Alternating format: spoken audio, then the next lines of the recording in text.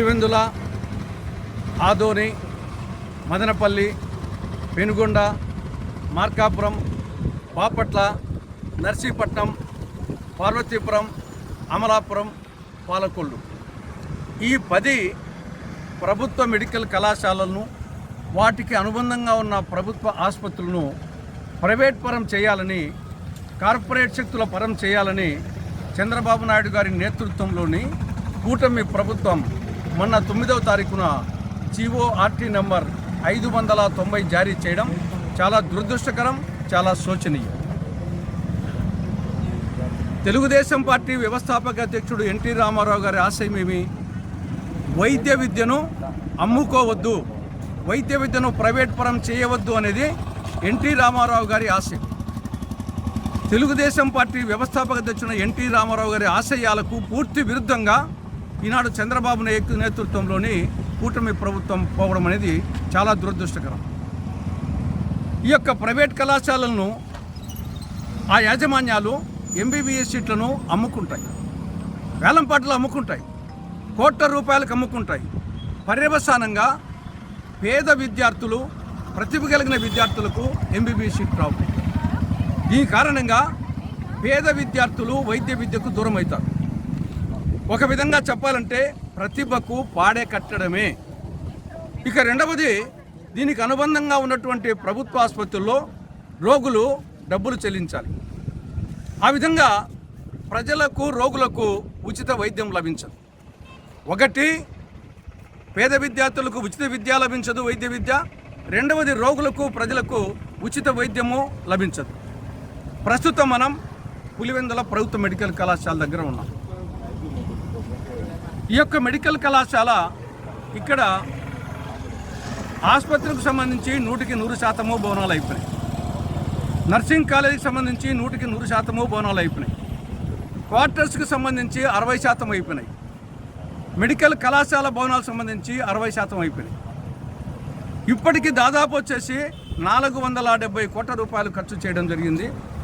ఇంకా ఒక 100 కోట్ల రూపాయలు ఖర్చు పెడితే సర్వాంగ సుందరంగా అయిపోతుంది.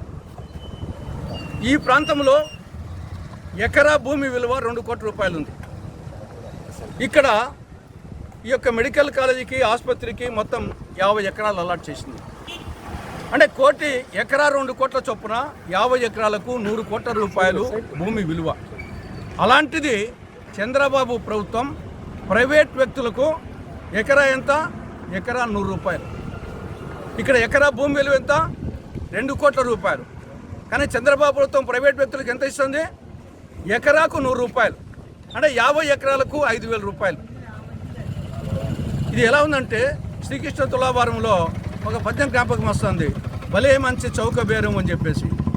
దేనికి ఇదంతా? కమిషన్ల కక్కుర్తి కోసం. ఒకవైపేమో భూమి విలువ 100 కోట్లు, ఆల్రెడీ భవనాలు వచ్చేసి 400 కోట్లు ఖర్చు పెట్టారు. 500 కోట్ల రూపాయలు పప్పు బెల్లాలు తిన్న ప్రైవేట్ వ్యక్తులకు కమిషన్ కక్కుర్తితో ఇవ్వాలని ఈ ప్రభుత్వం నిర్ణయించింది. ఇంతకంటే దరిద్రం మరొకటి ఉండదు.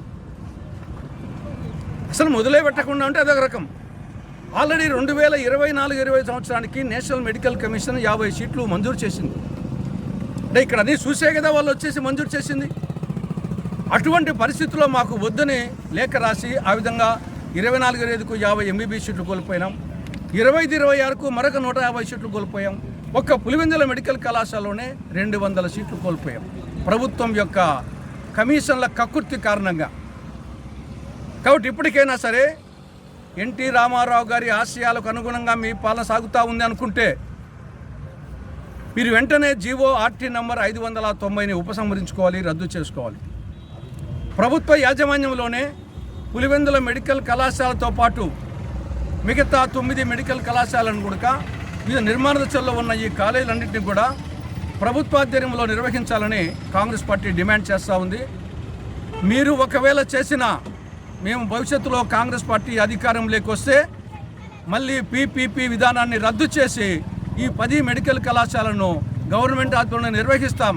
తస్మాత్ జాగ్రత్త అని చెప్పేసి చంద్రబాబు నేతృత్వంలోని కూటమి ప్రభుత్వాన్ని కాంగ్రెస్ పార్టీ హెచ్చరిస్తూ ఉంది.